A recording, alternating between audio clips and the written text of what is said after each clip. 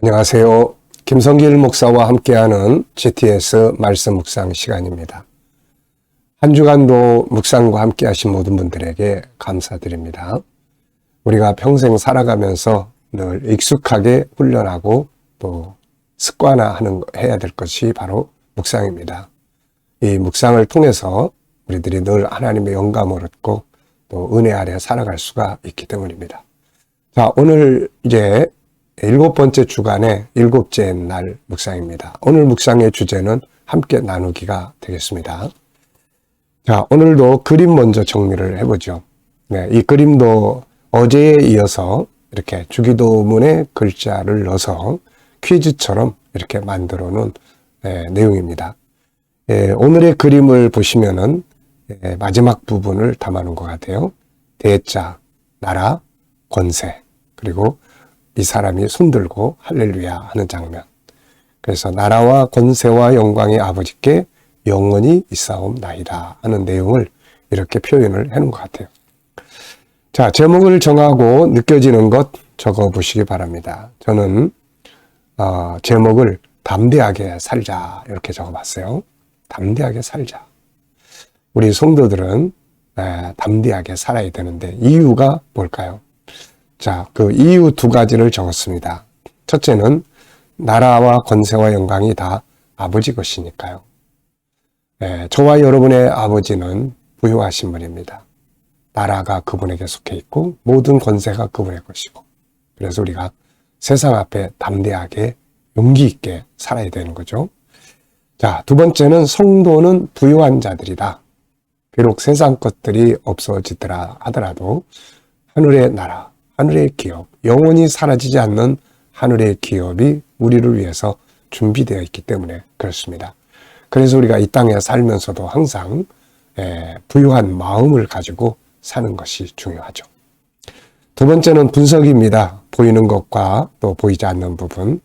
그래서 눈에 보이는 부분은 이렇게 여러 개의 글씨, 대자, 나라, 권세, 그리고 또 이 성, 손, 또 손 들고 있는 사람, 구름, 그리고 구름과 성, 하늘의 예루살렘 성인 같아요. 그리고 또 손을 뻗어내는 내용. 자, 보이지 않는 부분에는 이제 이 모든 것의 주인이 되시는 하나님, 예수님, 성령님, 그리고 천국, 그 안에 살고 있는 성도들, 그리고 그 성 안에 있는 수많은 천사들, 영생의 삶, 이런 것들이 보이지 않지만 이 안에 담겨져 있는 것들입니다. 자, 세 번째는 그림에서 가장 중요한 것은 무엇인가요? 자, 저는 소망과 담대함을 가지고 살자. 그 이유가 무엇입니까? 바로 나라가 있기 때문에. 세상 나라가 아니라 하늘의 나라가 있기 때문에.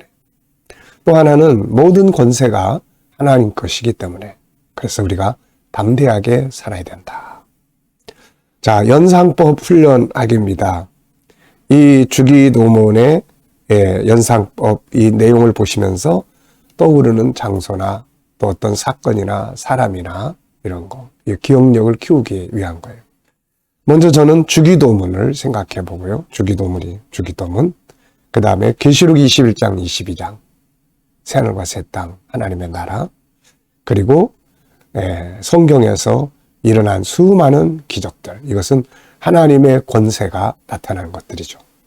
담대하게 살았던 성도들은 이걸 믿고 사는 사람들이에요. 여호수아, 갈렙, 홍해 바다 앞에 모세, 또 요단강을 건넜던 그런 여호수아의 기적들, 이 사람들, 여호사밧의 그 기도, 이 사람들은 다 어려운 위기 앞에 담대하게 맞섰던 사람들이에요. 이 사람들이 이렇게 담대하게 맞설 수 있었던 것은 하나님의 권세를 믿었기 때문이죠. 제 인생도 한번 쭉 생각을 해봤습니다. 내 인생 속에서 뭔가 큰 역사를 이루신 하나님, 성령의 감동을 받고 담대하게 추진을 할 때 일을 하시는 하나님, 이런 것들을 경험을 많이 해봤죠. 그래서 우리 교회가 여기까지 온 것입니다. 자, 상상력 키우기입니다. 이 그림을 가운데 두고 앞에는 어떤 그림을 그리면 좋을까요? 저는 앞에는 세상 나라를 그려보고 싶어요. 세상 나라에서 막 힘들게 사는 삶의 모습. 그리고 이제 하늘의 나라. 그리고 마침내 천국에서 영생의 복을 누리는 성도의 모습. 네. 참 세상은 힘들지만 하늘의 나라를 바라보고 소망하고 앞서가는 수많은 믿음의 사람들이 이 믿음 가지고 지금은 천국의 영광을 누리고 살고 있을 겁니다. 자, 오늘도 미래를 어떻게 살고 싶은가요? 그렇다면 지금 무엇을 해야 할까요? 한 번쯤 생각을 해보시기 바랍니다. 저는 오늘도 미래의 비전을 적어봤습니다. 주님, 꼭 이렇게 살 수 있게 해주세요. 네. 인생을 이 땅에 와서 살아가는데 이제 아름답게 가장 보람있게 그리고 멋지게 살아야 되겠죠. 자, 오늘 주기도문 또 한번 읽어 보겠습니다. 다 암송하실 수 있지만 성경 본문을 그대로 놓고 한 번쯤 또 읽어보겠습니다. 그러므로 너희는 이렇게 기도하라. 하늘에 계신 우리 아버지여, 이름이 거룩히 여김을 받으시오며 나라가 임하시오며 뜻이 하늘에서 이루어진 것 같이 땅에서도 이루어지이다. 오늘 우리에게 일용할 양식을 주시옵고 우리가 우리에게 죄 지은 자를 사하여 준 것 같이 우리 죄를 사하여 주시옵고 우리를 시험에 들게 하지 마시옵고 다만 악에서 구하시옵소서. 나라와 권세와 영광이 아버지께 영원히 있사옵나이다. 아멘. 자, 어제 감사한 일들 쭉 적어보시기 바랍니다. 어제 감사한 일들. 그리고 오늘 또 주일을 맞이하면서 감사한 일들 적어보시고요. 미래에 대한 감사도 또 적어보시기 바랍니다. 미래 비전을 가지고 계신 분들은 하나님이 그것을 이루어 주실 것을 믿고 감사하고 선한 길로 또 인도하실 걸 믿고 감사해 보시기 바랍니다. 자, 오늘도 본문 전체에서 긍정적 단어들을 찾아보겠습니다. 우리가 세상 살아가면서 항상 힘들고 어려울 때 부정적인 거 자꾸 생각하면 더 힘들어져요. 자꾸 긍정적인 부분 자꾸 찾는 그 분야의 기술자들이 되어야 합니다. 사람을 대할 때도 안 좋은 면만 자꾸 보면 관계가 다 깨져요. 좋은 면을 잘 찾을 수 있는 그런 기술자들이 되어야 합니다. 그래서 긍정적 단어. 자, 이 본문에서는 저는 기도, 하늘, 아버지, 거룩, 나라, 일용할 양식, 용서, 권세, 영광, 영원 이런 단어들을 쭉 적어봤습니다. 자, 두 번째는 한 주간 묵상하면서 기억에 남는 것이나 응용해 본 것은 뭔가요? 저는 맨 마지막 부분 나라와 권세와 영광이 아버지께 영원히 있사옵나이다. 그리고 담대하게 살자. 이 내용을 많이 생각을 해봤습니다. 자, 본문의 내용을 설명해 보기. 예수님은 우리에게 기도를 가르쳐 주셨습니다. 그게 주기도문이죠. 이 주기도문은 총 8가지 내용으로 이루어져 있습니다. 하나님의 이름, 나라가 임하기를 위해서 기도하고 뜻이 하늘에 이루어진 것처럼 땅에서 이루어지길 바라고 일용할 양식을 구하고 서로 죄 용서를 하고 시험에 들지 않도록 기도하고 악에 빠지지 않도록 기도하고 맨 마지막으로 결론적으로 나라와 권세와 영광이 아버지께 영원히 있습니다. 네.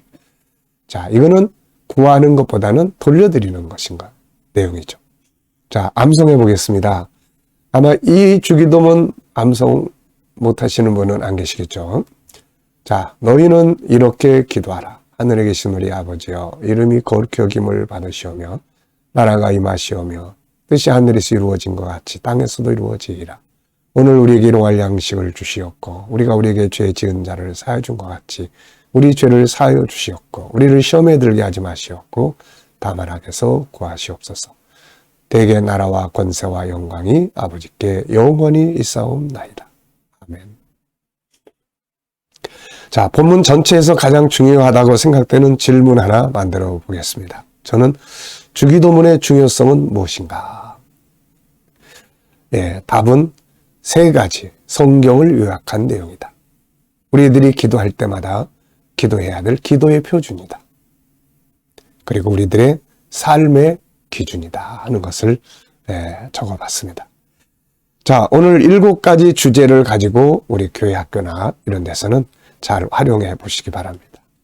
오늘 EQ 기도문은 성품이에요. 사랑, 나눔, 긍정의 눈, 협동, 겸손과 정직, 신뢰, 온유함, 용서, 약한 부분 담당해주기, 배려, 인내하기, 공감 능력, 윈윈 정신, 도전 정신, 책임감, 자기 관리, 소금과 빗대기. 자, 뒷페이지로 넘어가시면은 정리해 놓은 내용이 있습니다. 자, 주기도문의 특징. 주기도문은 세 가지의 특징을 가지고 있다. 첫째, 성경 66권을 요약한 내용이다. 둘째, 우리가 기도해야 할 모든 기도의 표준이다. 셋째, 우리가 살아야 할 삶의 기준이다.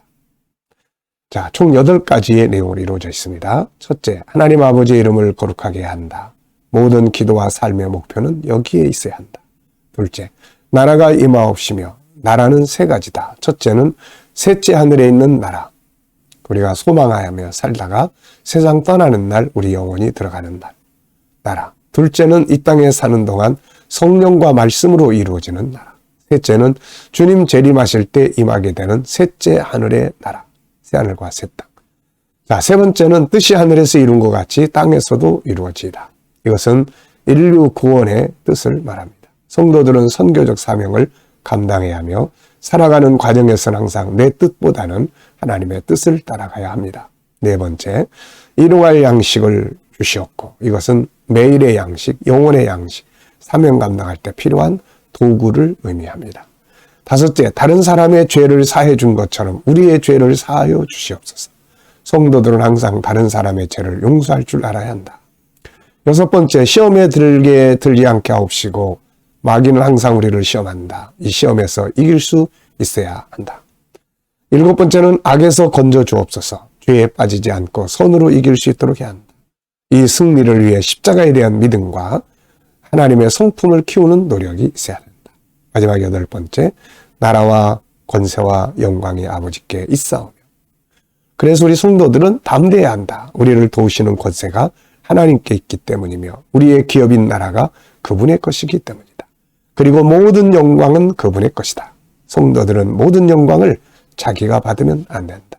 하나님께 돌려야 한다. 아멘. 자, 오늘도 주님을 만나는 복된 주일 되시기 바랍니다. 자, 기도하고 마치겠습니다. 아버지 감사합니다. 한 주간도 묵상과 함께 살게 해주셔서 감사합니다. 오늘도 거룩한 주일을 우리에게 주셔서 우리 성도들 하나님 앞에 예배 드릴 때 주님을 만나는 산 예배가 되게 하여 주시옵소서. 감사하며 예수님의 이름으로 기도하옵나이다. 아멘.